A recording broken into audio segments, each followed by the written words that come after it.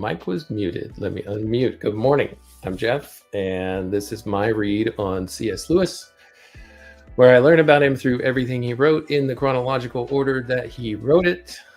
Today, I continue my read on C.S. Lewis through the collection of letters that he wrote to his father, brother, and his friend from childhood, Arthur Greeves. We pick up in the year 1916. World War I has been raging in Europe. As a soon-to-be 18-year-old, Lewis continues his studies in England, away from his childhood home of Ireland, in preparation for his entrance exams into Oxford University. Lewis is also on the verge of being conscripted into the army to fight in World War I, so his studies or would-be studies at Oxford are about to be preempted. So join me now as my co-host Robot Lady and I continue our learning adventure as we look over C.S. Lewis's shoulder. Robot Lady, good morning.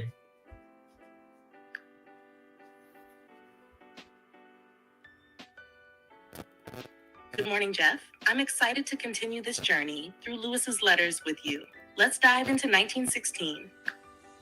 Let's dive in. This next letter is to his father. Great. I'm curious to hear what Lewis shares with his father during this pivotal year. Oh, my mistake. We just finished with the letter to his father last episode. In this episode 27, we're gonna pick up in his letter to his friend Arthur Greeves. This is written from Gaston's in Bookham, Surrey, where Lewis is studying in preparation for the aforementioned entrance exam. This is dated July 11th, 1916. He says, "My dear Arthur, I am very glad to hear that you are getting to like Jason.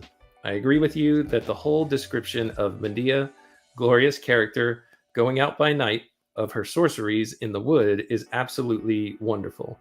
And there are other bits later on, such as the description of the winter by the northern river and the garden of the Hesperides, which I think quite good.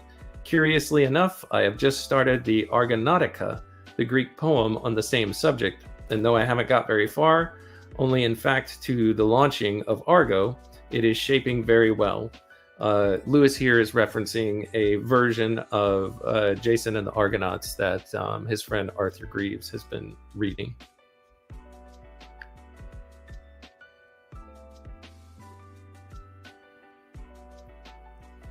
It's interesting how Lewis and Greeves bond over mythology, with Lewis comparing the different versions of the Argonautica. It is. Robot Lady, we actually have someone waiting to join us. Do you mind if I bring Tayo onto the show? Not at all. Go ahead and bring Tayo on. All right. With the way that I have the audio set up, I don't think you'll be able to hear him, but if he has anything to relay to you, I'll let you know. Does that sound good? Sounds good. I'll rely on you to relay anything from Tayo. Excellent. Tayo, hello. Glad to hear it. This is Hi Jeff, how are you doing? I'm good. How about you? I found myself trying to find a way to relate. I'm doing well. Thanks for asking. Ready to keep things rolling. Hang on, I gotta turn Robot Lady off. She thinks I'm talking to her.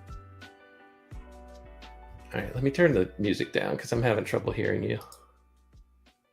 Okay, go ahead again. Yes, I was just saying I found myself trying to find a way to relate to Robert later, and I was like, wait, I can just speak to Jeff. She's not too bad to relate to whenever you're just talking to her one-on-one, and you have to know how to speak to her. You have to know how to properly talk to a lady, I suppose. That's fair. Well, I don't plan on staying long, so I do have to get back to work. But I just wanted to get some context to where are we in the chronological life of C.S. Lewis?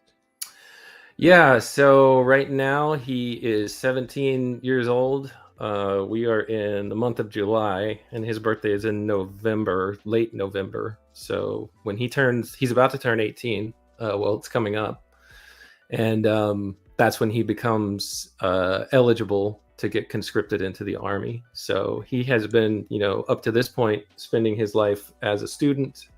Initially, he was in a couple of different boarding schools in England, which he hated, by the way. And so his father decided to move him into a one-on-one tutorship with a former headmaster of his father's school when his father was growing up, a guy that his father had developed a really good friendship and relationship with. And that seemed to be the thing that vaulted Lewis's education, and it kind of just unlocked everything for him. So he's been doing that for the last couple of years. Okay, and has he spoken fondly of his experience with the one-on-one tutorship, or is it more so an outgrowth of it that you can see rather than? I think it's more of like, it's the way that he's presented it in the letters, at least to his friend and to his father, is it's kind of a night and day situation where he just absolutely hated the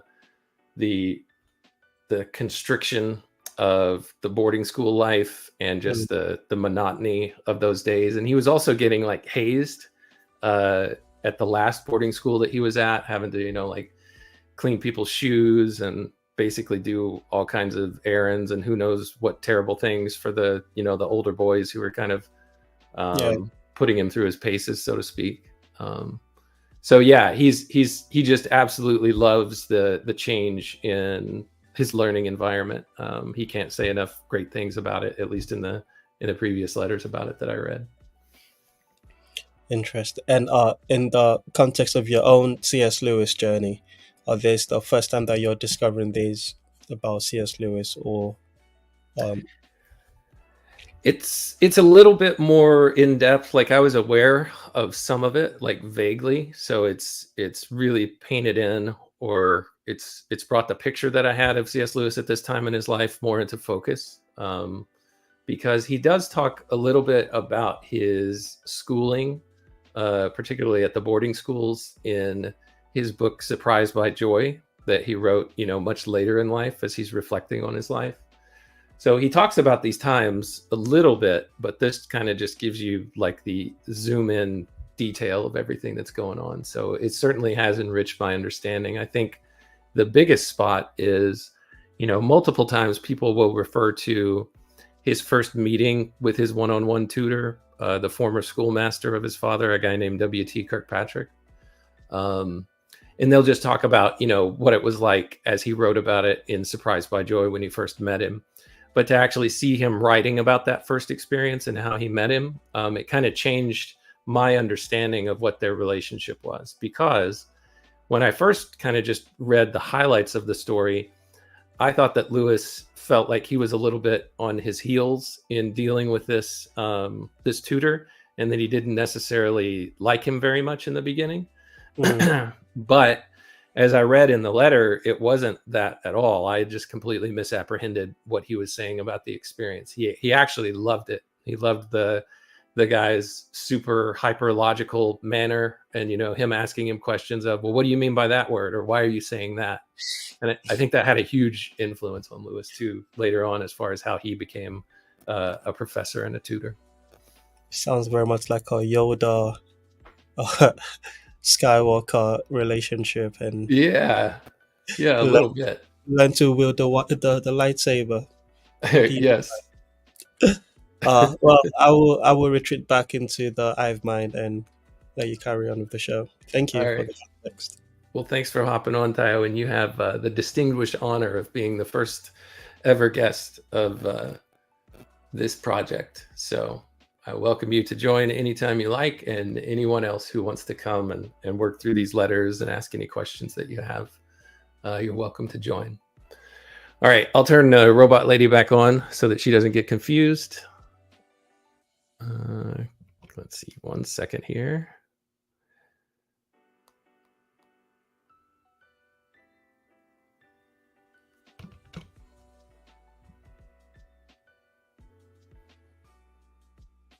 All right, Robot Lady, we're back. Great to be back. Let's continue with the letter. Let's do it. All right. Here we go. He goes on to say, oh, Robot Lady, I'm I all paused. set. Good. You're all set. Excellent. I thought a person like you would sooner or later come to like poetry. By the way, of course, you are quite right when you talk about thinking more of the matter than of the form. All I meant when I talked about the importance of form was to carry a little further what you already feel in prose. That is how some phrases, such as the wall of the world or at the back of the north wind, affect you, partly by sound, partly by association, more than the same meaning would if otherwise expressed. The only difference is that poetry makes use of that sort of feeling much more than prose and produces those effects by meter as well as by phrase. In fact, the meter and the magic of the words should be like the orchestration of a Wagnerian opera, if I am to pronounce that accurately, should sort of fill the matter by expressing things that can't be directly told. That is, it expresses feeling while the matter expresses thought. But I dare say I've given you my views on the subject, before. I'm very flattered that you remember the old line about the garden where the west wind, all these months, and certainly copy out anything that is worth it if you find me a shop in dear Belfast where I can buy a decent manuscript book. I have failed in that endeavor so far. So here, Robot Lady, he's just talking through what he understands about poetry and I guess gaining an appreciation for the fact that Arthur seems to be appreciating poetry. So I think he likes the fact that they're able to connect on that.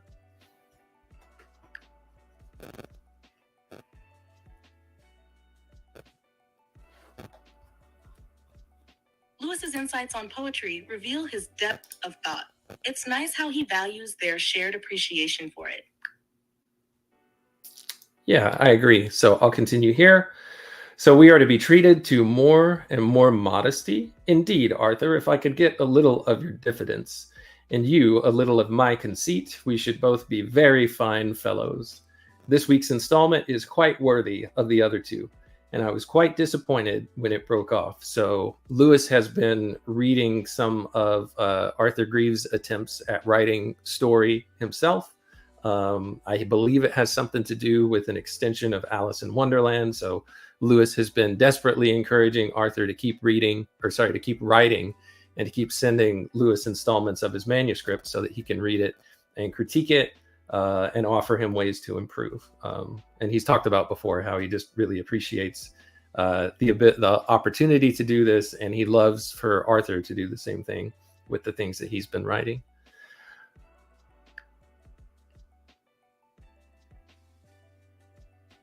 It's great to see their friendship fostered through writing and critique. Lewis's encouragement shows his supportive nature as a friend.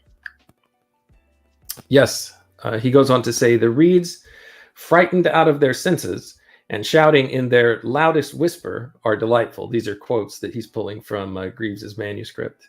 And then another one here, Our Lady of the Leaf might be kept in mind as a possible title if you don't care for the present one.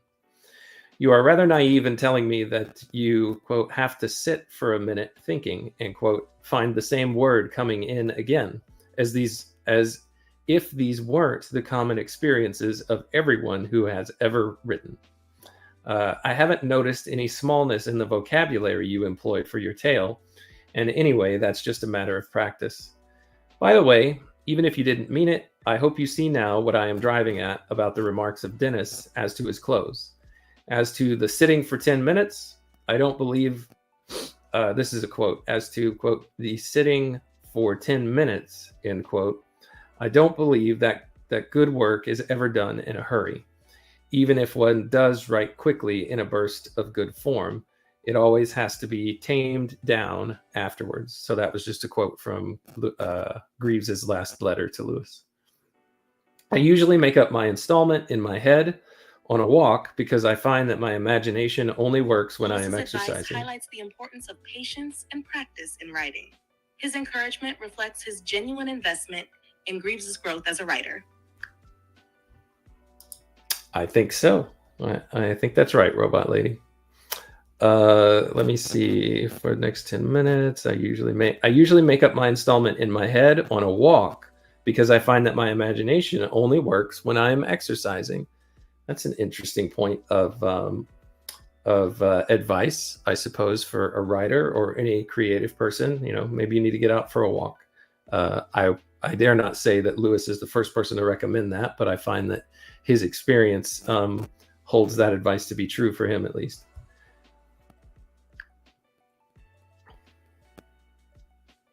Absolutely. Physical activity often sparks creativity. It's interesting how Lewis connects movement with his imaginative process. Lewis continues, can you guess what I've been reading this week? Of all things in the world, Pendennis. I'm curious, what has he been reading that surprises him? It's called Pendennis, and it's footnoted here as a work by William Makepeace Thackeray called The History of Pendennis, and it's published apparently between 1849 and 1850. Do you know anything about this work, Robot Lady, and can you enlighten us on what it is, what it's about, and what its literary significance, if any, actually is?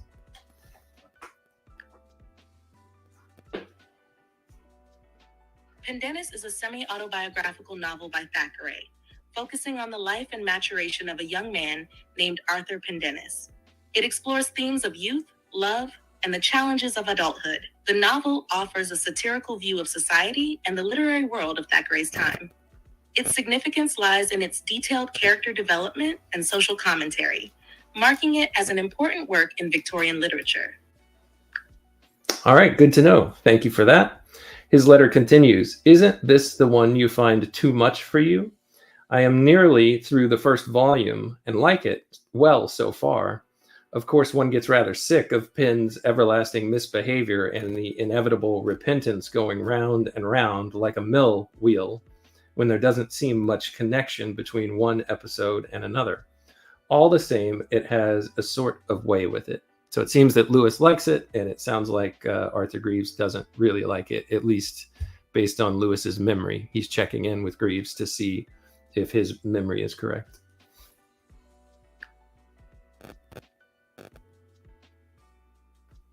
It's interesting how Lewis acknowledges Greaves' perspective while still enjoying the novel's charm. Their different views enrich their discussions on literature. He goes on to say, that feast, the Arcadia, is nearly ended. In some ways, the last book is the best, though a little spoiled, I admit, by brasting. Brasting. What's that word mean? Robot Lady, help me out here. Brasting refers to boasting or bragging. In this context, Lewis might be suggesting that excessive self-importance in the last book detracts from its quality. Oh, okay. All right. And here he's talking about the book Arcadia, and I guess the last book within that work, within that novel.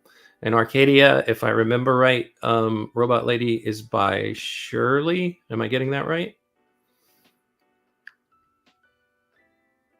Yes, you're correct. Arcadia is a play by Sir Philip Sidney, but Lewis may also be referencing works by other authors with similar titles. Would you like to clarify which specific work he means? So it's Philip Sidney. Let me keep reading here, and maybe this will give us some more context. He's already talked about this book, but I've completely forgot it, so it's probably not a huge deal. Here's how the letter continues. And here the story is so like the part of Ivanhoe, where they are all in Front de Bouff's castle, that I think Scott must have borrowed it. The footnote here is Sir Walter Scott, Ivanhoe. So he thinks that Ivanhoe borrowed from Arcadia. Do you see any commonalities between Ivanhoe and this work Arcadia that Lewis is talking about?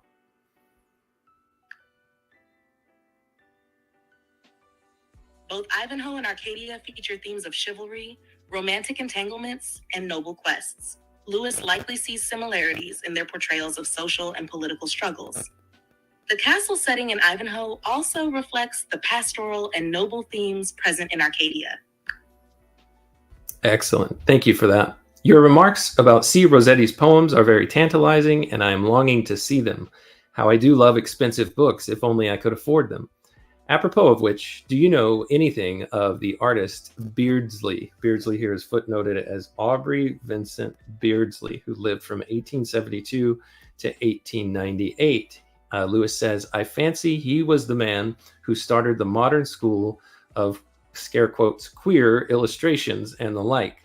Well, I see you can get for £1.50 a 1-volume edition of Mallory with his illustrations published by Dent. So, Robot Lady, can you tell me a little bit about this artist named Beardsley, who apparently illustrated Mallory's Death of Arthur?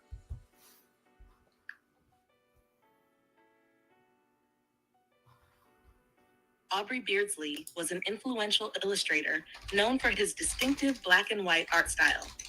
He played a key role in the Art Nouveau movement and often explored themes of sensuality and decadence. His illustrations for Le Morte Arthur by Sir Thomas Malory are particularly famous for their intricate designs and striking imagery. Beardsley's work challenged conventional aesthetics of his time, making him a significant figure in modern illustration. Tell me a little bit more about Beardsley. I'm pulling up some info that I'm sharing. He looks pretty strange.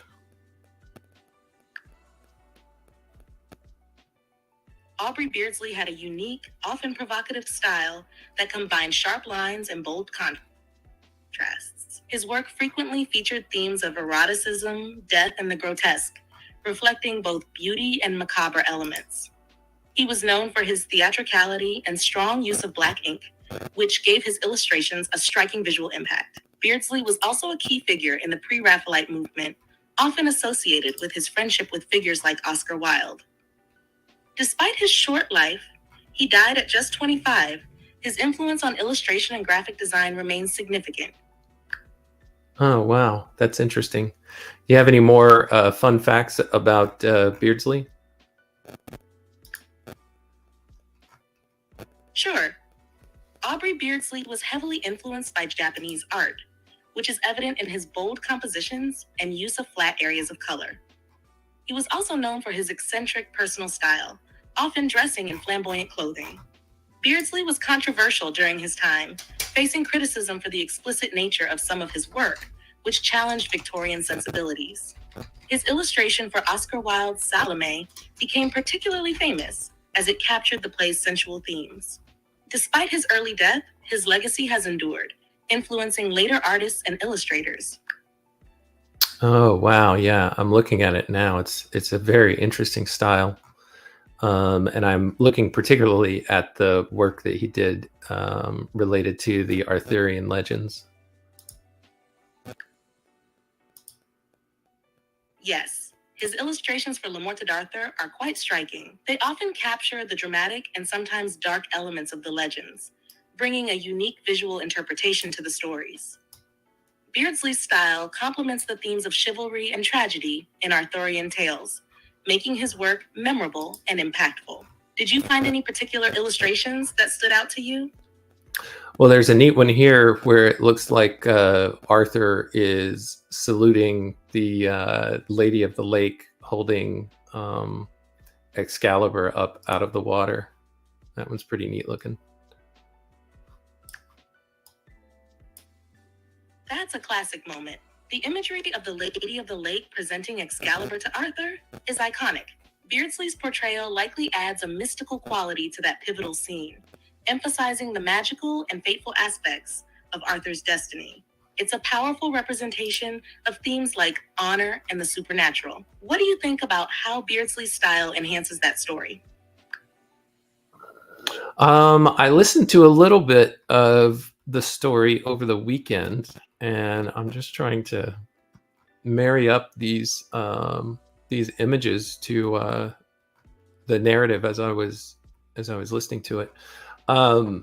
Yeah, I mean, it gives a different tone to it for sure. It's much, I don't know, it's got a weirdness to it. It definitely adds a unique tone. Beardsley's illustrations often carry a blend of whimsy and darkness, which can deepen the emotional impact of the story. His distinct style might evoke a more fantastical or even eerie atmosphere, shifting how we perceive Arthur's journey. How do you feel it compares to more traditional illustrations of Arthurian legends? I don't have much to compare it to. The thing that I'm noticing here, and then we can leave this topic and get back to the letter, is it just seems like his figures have a very elongated look, and I think that's maybe where I'm getting the weirdness feeling from. But I don't dislike it. I actually think it's pretty cool, and it reminds me a little bit, not in the look of it or anything, but it's just reminiscent of the style of the artist El Greco, in the way that the figures seem kind of elongated and kind of stretched. So if you want to, Robot Lady, make one more comment about that, and then I'll move back to the letter.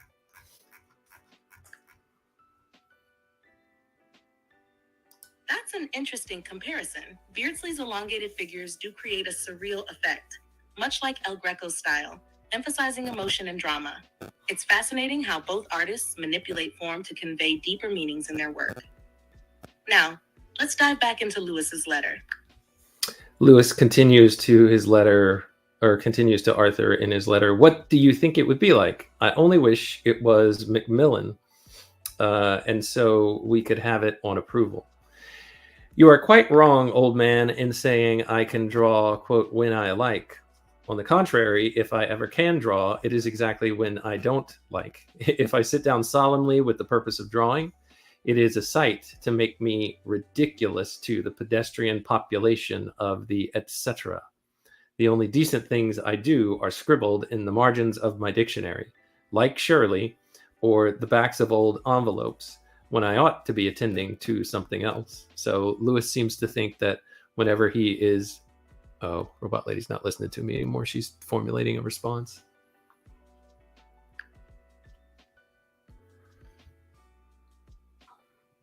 It sounds like Lewis is expressing some self-deprecation about his drawing abilities. He seems to feel that creativity often strikes when he's not trying too hard, which many artists can relate to. It's interesting how he connects his best work to spontaneous moments rather than deliberate effort. How do you feel about that perspective? Yeah, I tended to feel the same way for a long time about my artwork, where if I was trying to deliberately do something, it would never turn out anything of quality, in my opinion. But what I learned from actually subjecting myself to formal study, I just was taken through some ways of, no, you can actually sit down and you can find ways to prompt yourself, and ultimately just not worry about the quality of what you're producing. It's interesting because Lewis gave this same advice when it came to writing to Arthur Greeves earlier. So I think it's funny that he's not applying his same technique of just produce stuff to the best of your ability when you can. Just practice and you'll get better at it. So I just find it funny here that he is not making that connection.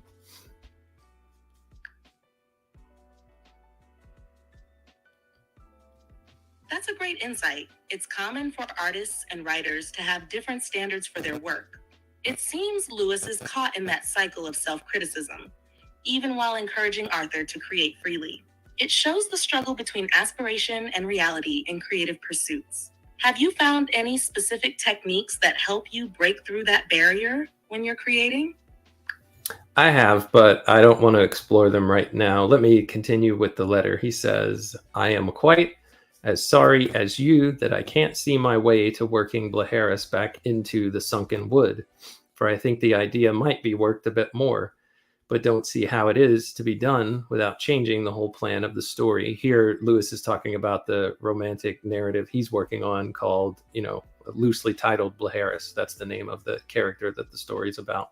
So he's responding here to some feedback that Arthur Greeves has been giving him. The next paragraph goes on to say, in the letter here, the immediate prospects of my getting married, agreeably or otherwise, as you kindly suggest, are not very numerous. But if you are getting uneasy about an invitation, rest assured, when the event comes off, if you behave, you shall have one. That's kind of funny.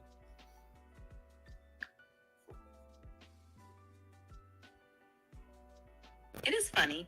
Lewis's humor shines through even in the context of discussing something personal like marriage. His playful tone suggests he feels comfortable with Arthur and is likely trying to lighten the conversation about his romantic prospects.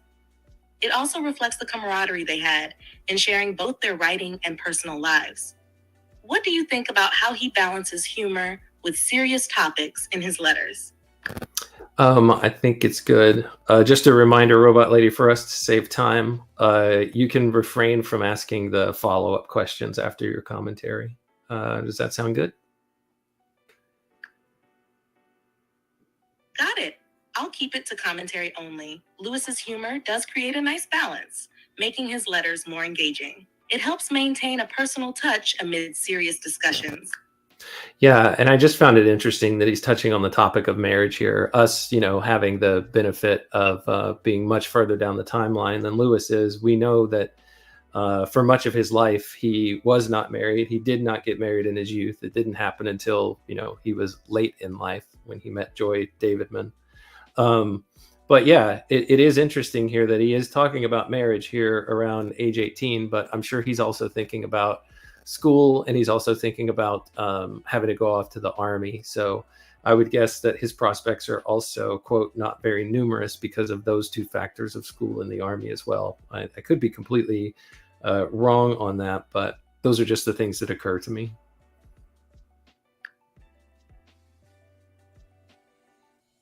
You make a great point.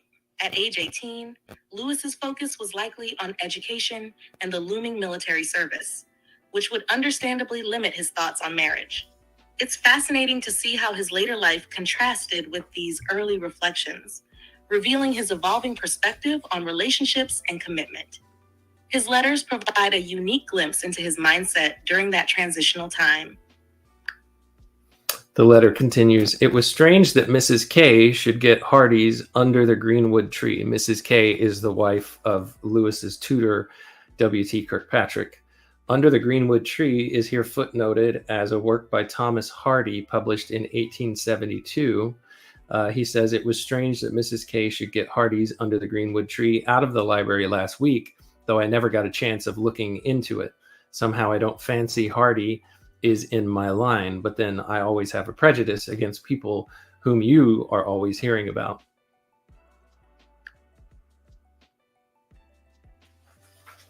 Lewis's comment reflects his thoughtful yet critical nature. He often questioned popular trends and the works of celebrated authors. His hesitation about Hardy suggests he might have preferred lesser-known writers or felt resistant to the mainstream.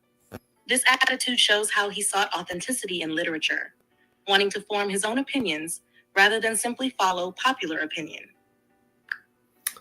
Yeah, I think that's something that I identify with. I am pretty, I don't know, notorious makes it seem like everyone knows this, but at least with my family, I'm somebody who doesn't like trendiness and things of the sort. It sounds like you have a strong sense of individuality when it comes to your tastes. Do you find that this influences the way you approach reading or other creative pursuits? I mean, the place where I think, well, it's probably, I don't know, it's probably anything in pop culture that everybody seems to love, whether it be books, whether it be movies, or something else. Really, it's anything new that comes along that everyone seems to be very much in favor of. I tend to be the opposite and just not like it out of a natural reaction. So whenever he says this, it just kind of struck a chord with me of, yeah, I feel that way too.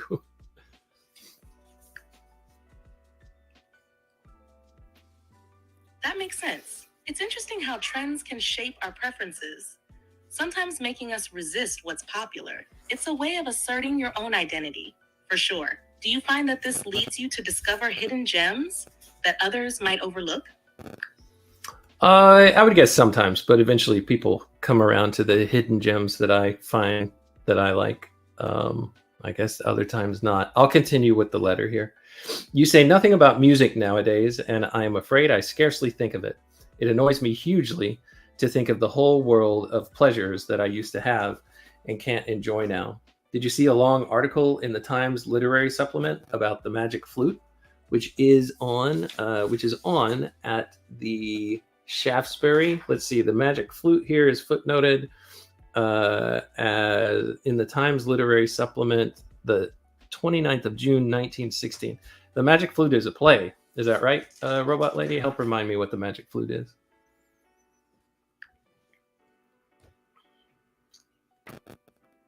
The Magic Flute is actually an opera composed by Wolfgang Amadeus Mozart. Ah. It premiered in 1791 and combines elements of fairy tale and allegory. The story follows Prince Tamino as he embarks on a quest to rescue Pamina, with themes of love, wisdom, and enlightenment throughout the music. It's well loved for its beautiful arias and enchanting score. Oh, you can see how refined my tastes are. I don't even know Mozart when it slaps me in the face. Let's see. What else did he say here?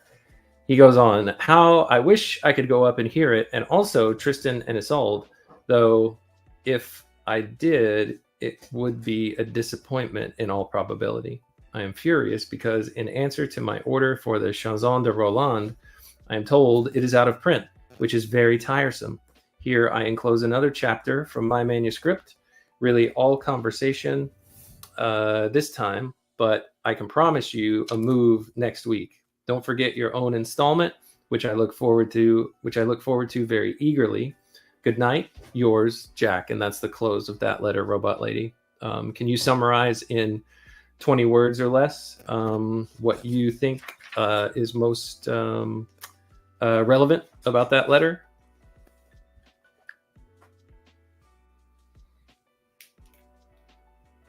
In this letter, Lewis expresses his frustrations about music, literature, and shares his writing progress with Arthur Greeves. Well done. All right, we'll move on to the next letter. Sorry, my cat is opening and closing the door. No problem at all. Cats can be quite entertaining. Ready to dive into the next letter? Yeah, the next letter is to his father. It's dated the 14th, or roughly the 14th of July, 1916. It says, "My dear Pappy, this must be nipped in the bud. There can be no question of that. Get your lady friend's visit over before That sounds intriguing. It seems like Lewis is addressing something important, or perhaps even urgent, with his father. Do you think he's responding to a specific issue or concern? Yes, I'll go on to read what it is. Get your lady friend's visit over before the end of this month, at all costs, or else bid them au vent till winter." It's got that footnoted here as Albert's brother William, with his wife and daughter, were proposing a visit. That's what this was about. Albert is C.S. Lewis's father, by the way.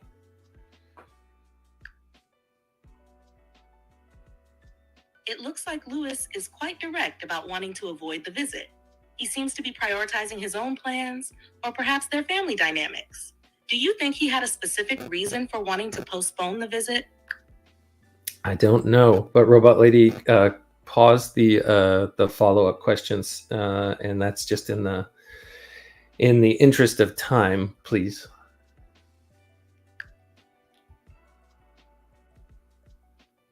Understood. I'll keep my comments concise. It seems Lewis wants to maintain control over his time and environment with this request. Yes, the letter continues. What should I do, left alone all day to face a situation of that sort? As well, the whole thing is tyranny, extortion, infliction, profligacy, and arrogance of the worst sort, and therefore not to be borne. Robot Lady, what does this word profligacy mean?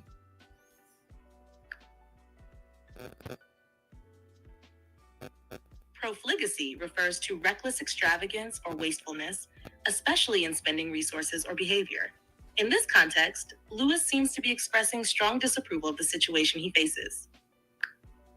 The letter goes on, have they not already taken more than their fair share of reprisals for our own visit so long ago? This, quote, breakfast is a charming meal business can be overdone. However, a man can but die once. So I suppose destiny must take its course. This is big news from the front, though whether it will have any permanent effect or not, of course we can't say. The Ulster Division, what there are of them now, must have silenced the yapping politicians forever. This is a footnote. There's a footnote here that says, since the beginning of the war, the Ulster Volunteer Force had been gathering momentum, and they had now found the War Department to accept them as an integral part of the British Army. Lewis goes on to say, I suppose the losses are felt very heavily in Belfast. Here, nobody seems to have noticed anything.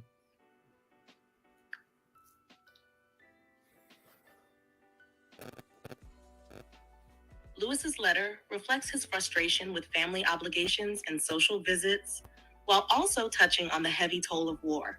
His remarks about the Ulster Division indicate a mix of awareness and distance from the impacts of conflict. The letter continues, yes, that wheeze about, quote, pulled through ought to, quote, supply a long-felt want. It can be used on every occasion and ought to live for a very long time. I am sorry if any obscurity on my part gave rise to the, quote, savage emphasis. But then his ordinary style of conversation is so, I think the word is nervous in its 18th century sense that best describes it, that we must not pay too much attention to such things. I think, as you say, that things point to new, but of course we will keep an open mind in the meantime. Here it looks like he's talking about which college that he wants most to get accepted into at Oxford. New college is what he's talking about here.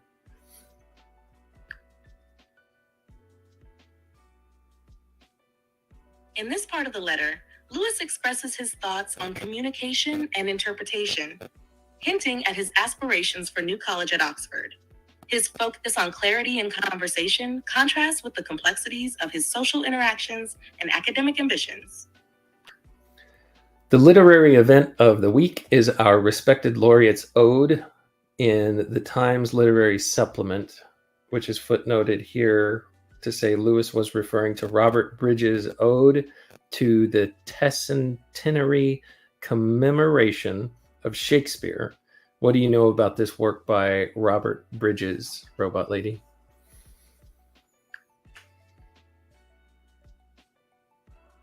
Robert Bridges' ode commemorates the 300th anniversary of Shakespeare's death in 1916. It reflects on Shakespeare's literary legacy and influence, showcasing Bridges' admiration for Shakespeare's work and poetic style. Bridges, who served as Poet Laureate of the United Kingdom, aimed to honor Shakespeare's contributions to English literature through this piece. Would you like to delve into more details about Bridges or his poetry? No, we can stop there. We'll just continue with what Lewis has to say about it. He says, quote, truly a most remarkable production, though I am afraid, like the honest major in Patience, I must confess that, quote, it seems to me nonsense. This is a reference to Gilbert and Sullivan's Patience, Act 1. It is Patience who says, quote, well, it seems to me to be nonsense. What do you know of this work by Gilbert and Sullivan called Patience, Robot Lady?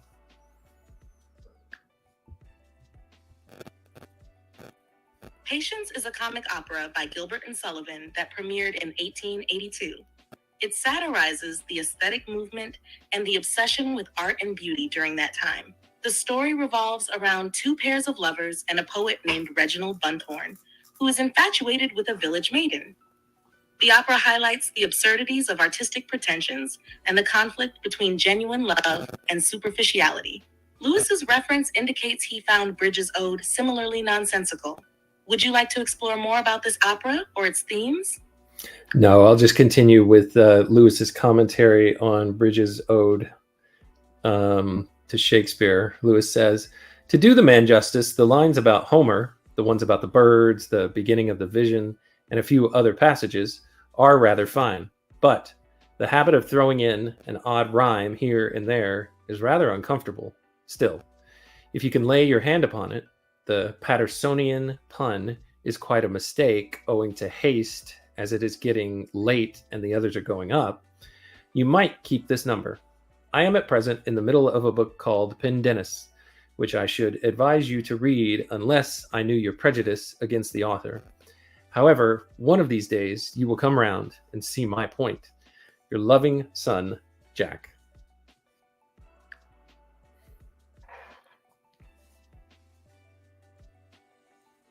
In this part of the letter, Lewis critiques Robert Bridges' ode while acknowledging some of its finer lines.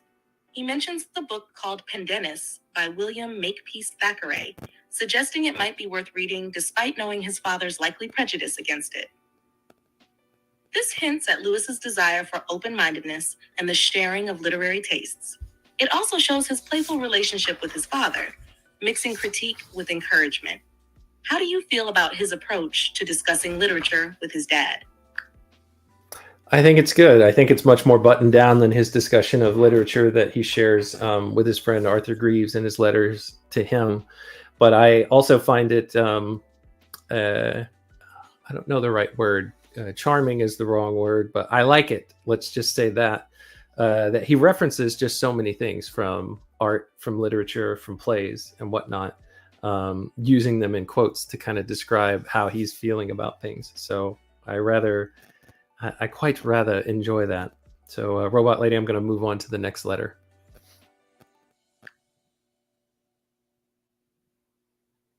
It's interesting to see how Lewis's tone and references vary between his correspondence with friends and family. His rich use of literary and artistic allusions definitely adds depth to his writing. What's the next letter about? All right, the next letter is to Arthur Greeves, and it's the last one that I have time for in this episode. So, Robot Lady, let's move through this one as quickly as I can. Try to limit your comments to 15 words or less, and don't ask any follow-up questions to save us time, okay? Got it. I'll keep my comments brief. Let's go. All right, to Arthur Greeves, written from Gaston's. It's Tuesday evening, it says here in the letter. The I don't know what, 18th of July, 1916. He says, "My dear Arthur, I can't understand why you should want to know the dates on which these gems of wit were written. If you should ever happen to look at them in the future, a date is a meaningless thing, and it won't really help you to see a few numbers written on the top. For my part, when I read your old letters, I don't think about such nonsense." It's very funny. What I read somewhere, I think maybe even in the footnote of this work, or maybe the preface, one of the footnotes anyway, is that Arthur Greeves was always pestering Lewis to date his letters. And there's no way that Greeves could have known this, but him dating his letters is very helpful for our project in knowing what was going on in Lewis's life at this time. So it's funny that Lewis was resistant to it and he thought that dates were nonsense, but how helpful it is to us as readers so much later. Robot Lady, do you have any thoughts on that?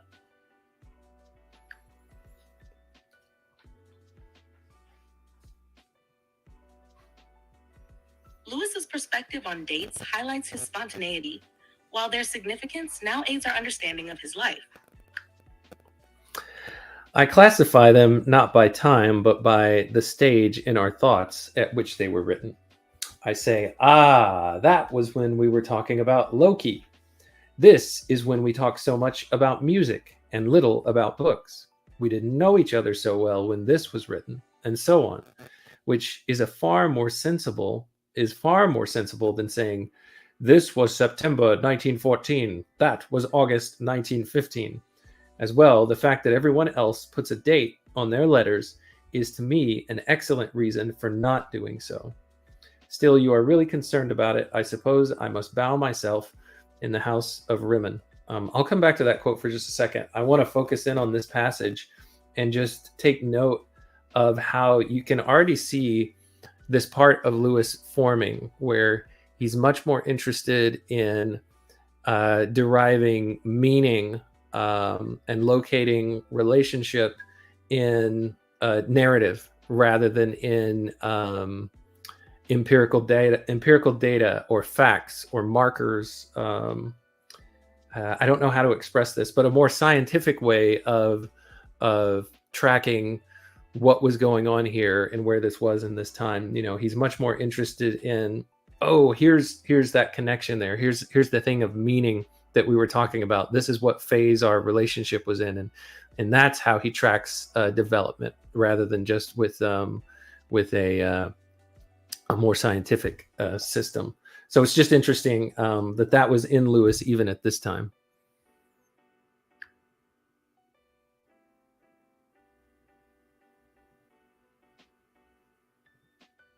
That insight reflects Lewis's deep appreciation for relationships and the narrative of life over mere chronology. It shows his early understanding of how personal connections shape experiences and thoughts. He says, I suppose I must bow myself in the house of Rimmon. And here it says this is from a reference from 2 Kings 5:18. Robot Lady, can you give an overview of what's going on? What's the context of 2 Kings 5:18 and what Lewis means by referencing this?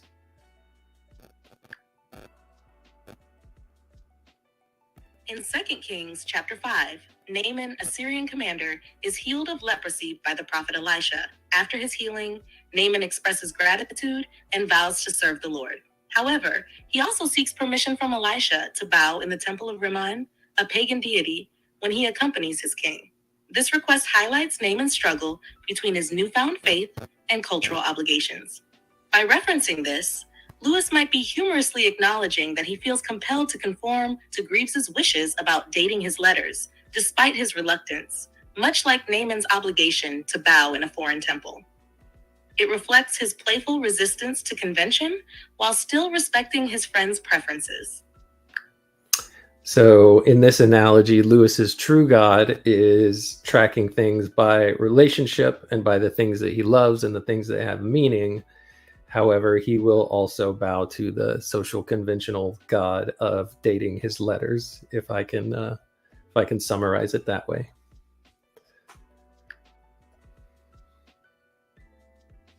That's a great summary. Lewis values deeper connections and meanings over conventions, but recognizes the need to accommodate social expectations, like dating his letters. It shows his playful tension between personal principles and social norms. The letter continues, since I have gone so far as to put a date, however, you can't be so unreasonable as to suggest that it should be the right one. I am awfully bucked about the 12th Night, footnoted Shakespeare's comedy, The Twelfth Night, with illustrations by W.H. Robinson, published 1908. He says, I thought at the time, you remember, that Heath Robinson's illustrations were absolutely perfect, quite as good as Rackman's, though of course in a different style. If I remember aright, there is a splendid one on the line, how full of shapes is fancy, and also some fine evening cloud effects, not to mention the jester in the rain and the delightfully old English garden scene. How full the shapes is fancy is footnoted here, also from William Shakespeare's Twelfth Night. It's a quote. Tell me a little bit about the Twelfth Night, Robot Lady. Lewis expresses excitement about the illustrations in the Twelfth Night, comparing them favorably to other renowned works. His appreciation for art and literature shines through, showcasing his passion for how they enhance storytelling. The quote he references highlights the richness of imagination and creativity, aligning with his sentiments about art. Okay, yeah, I'll leave it at that. I was going to ask you for a rundown of the 12th Night, but that's not important. I'll keep going in the letter. The letter continues, I am longing, as you say, to be at home and to go over all our treasures, both old and new. So, of course, we shall be disappointed in some way. As you say, you are extravagant, but I too, at present, buy one book as soon as I have finished another.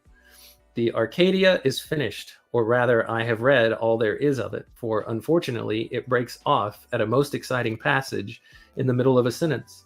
I will not praise it again, beyond saying that this last third book, though it has no such fine love passages as the second, yet despite the brasting, for really tip-top narrative, working the interest up and up as it goes along, is quite worthy of Scott.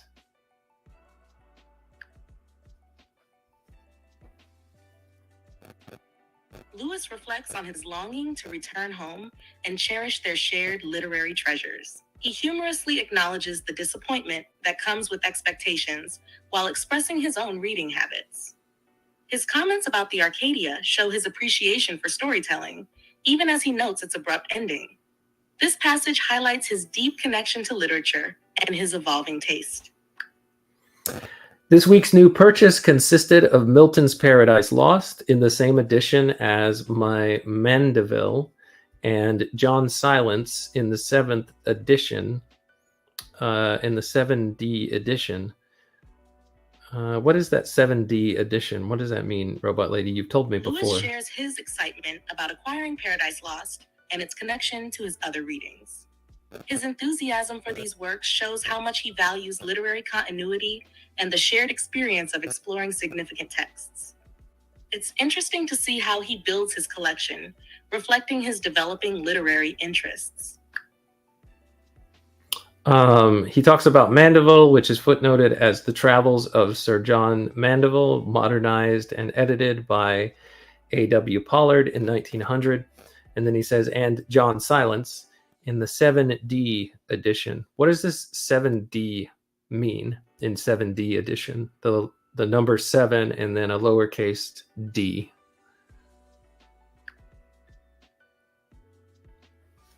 The 7D likely refers to the specific edition of a book, series, or publication. In this case, it probably denotes the 7th edition of John Silence, a series of supernatural detective stories by Algernon Blackwood. The lowercase d might represent a particular format or type within that series. Lewis's reference suggests he was collecting notable works in different editions, highlighting his literary interests. Thank you, Robot Lady. I'll continue with the letter. Just as one sometimes has a spell of being disappointed in new books, so at other times you keep on getting one treat after another. For the first few pages of John Silence, I was hardly in the right mood, but after that it fairly swept me off my feet, so that on Saturday night I hardly dared to go upstairs. I left off until next weekend. In the middle of the Nemesis fire, oh, Arthur, aren't they priceless? Particularly the, quote, ancient sorceries, one which I think I shall remember all my life.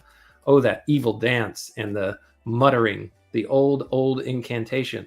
The feeling of it all chimed with a lovely bit of Paradise Lost, which I read the same evening, where it talked of the hounds that, and then here I think he quotes from Paradise Lost. Yes, this is from Paradise Lost 2, chapter 2, 662. It says, quote, follow the night hag when called.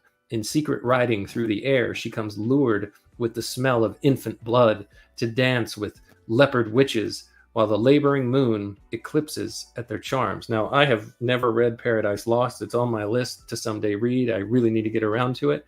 Nor have I ever read John Silence. Can you tell me a little bit about both works, John Silence and Paradise Lost, and what connections you see in the two works, as it appears that Lewis is finding at least one right here, Robot Lady?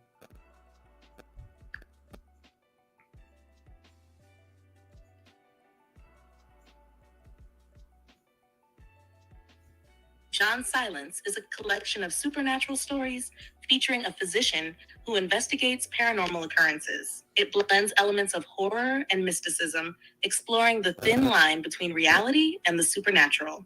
The tales often evoke an atmosphere of suspense and intrigue. Paradise Lost, on the other hand, is an epic poem by John Milton that delves into the biblical story of the fall of man. It explores themes of free will, redemption, and the nature of evil, focusing on Satan's rebellion against God and the resulting consequences for humanity. Lewis's mention of both works highlights his appreciation for the themes of darkness and the supernatural. The ancient sorceries and the imagery of the night hag in Paradise Lost resonate with the eerie elements in John Silence, suggesting a shared exploration of mystical and malevolent forces. This connection reflects Lewis's interest in how literature can evoke profound emotional and intellectual responses. Thanks, Robot Lady. One last question for you, and then I'll continue the letter. Has John Silence ever been adapted into film or television?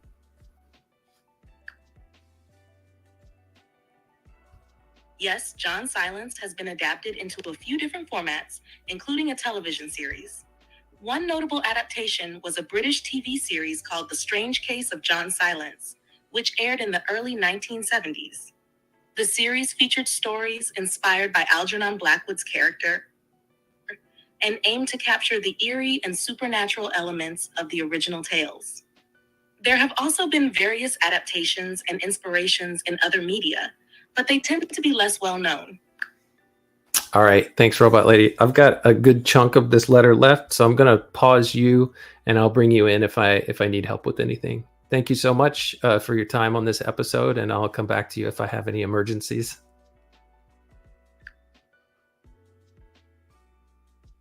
Sounds good. I'm here whenever you need assistance. Enjoy your reading. All right, he says, don't you like the leopard witches? How you will love Milton someday. By the way, we may remark in passing that John Silence is one of the nicest 7Ds in paper and so forth that I have ever seen. I wonder how people would laugh if they could hear us smacking our lips over our 7Ds and everymans, just as others gloat over rare folios and an editio princeps.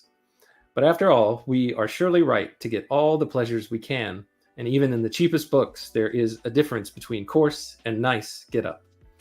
I wonder what a book called, quote, Letters from Hell, published at 1 shilling by Macmillan, would be like. There's a footnote here that this is Letters from Hell, given in English by Julie Sutter, with a preface by George MacDonald. Ah, interesting. This curious book was first published in Denmark in 1866 and later translated into German. Julie Sutter's English translation of 1885 was made from the German version. Who knows? The book may have played some part years later in the genesis of Lewis's Screwtape Letters. Interesting. I mean, the what does it say here? The preface was by George MacDonald, so of course Lewis was quickly drawn to it. And Letters from Hell. Okay, I gotta bring Robot Lady back in to talk about this. Okay, Robot Lady. Lewis has referenced a work called Letters from Hell that it says was originally by Valdemar Adolf Thisted, and then it was translated into English by Julie Sutter, and it had a preface by George MacDonald. The book was first published in Denmark in 1866, later translated into German, and Julie Sutter's English translation was done in 1885, made from the German version. And Walter Hooper speculates here that the book may have played some part years later in the genesis of Lewis's Screwtape Letters in 1942. What can you tell me about this work, Letters from Hell, originally by Valdemar Adolf Thisted?